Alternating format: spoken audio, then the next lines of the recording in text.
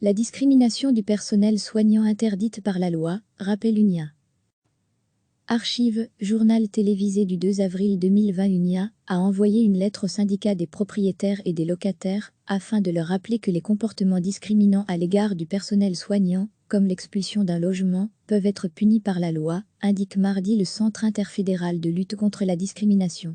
Ces comportements n'ont pas leur place dans une société où la solidarité doit prévaloir, ajoute son directeur Patrick Charlier.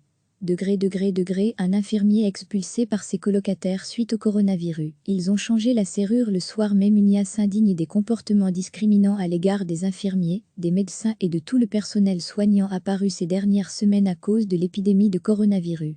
Le Centre interfédéral précise avoir répertorié de nombreux cas de stigmatisation ou même de harcèlement par des voisins et colocataires, car les membres du personnel soignant sont considérés comme une menace de contamination. Il évoque le cas d'une aide-soignante, à qui on demande de ne pas garer sa voiture dans le quartier, d'un infirmier qui doit porter des gants lorsqu'il entre dans son immeuble, ou de soignants encouragés à déménager le plus rapidement possible, voire expulsés de leur logement. Il est cependant interdit d'exiger le départ d'un locataire juste, parce qu'il est membre du personnel soignant, même si un propriétaire entend protéger les autres locataires d'une éventuelle contamination, souligne UNIA. On peut parler de discrimination directe sur base de l'état de santé actuel ou futur, que la personne soit effectivement porteuse du virus ou non, poursuit le Centre interfédéral.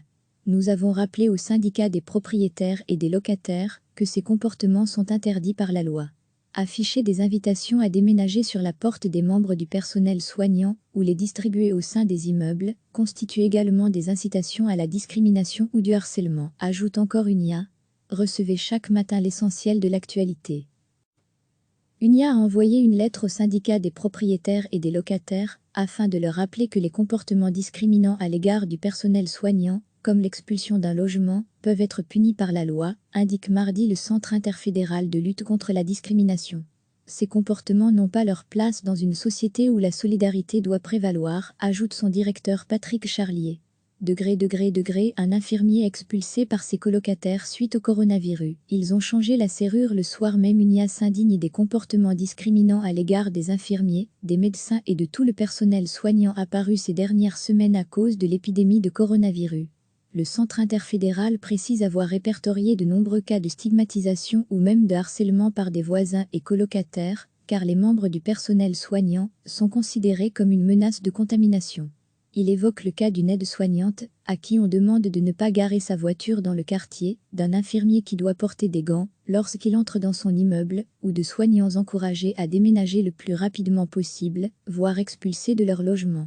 Il est cependant interdit d'exiger le départ d'un locataire juste, parce qu'il est membre du personnel soignant, même si un propriétaire entend protéger les autres locataires d'une éventuelle contamination, souligne UNIA. On peut parler de discrimination directe sur base de l'état de santé actuel ou futur, que la personne soit effectivement porteuse du virus ou non, poursuit le Centre interfédéral. Nous avons rappelé au syndicat des propriétaires et des locataires que ces comportements sont interdits par la loi. Afficher des invitations à déménager sur la porte des membres du personnel soignant ou les distribuer au sein des immeubles constitue également des incitations à la discrimination ou du harcèlement, ajoute encore UNIA. Archive, journal télévisé du 2 avril 2020. Cliquez sur s'abonner pour recevoir les dernières nouvelles.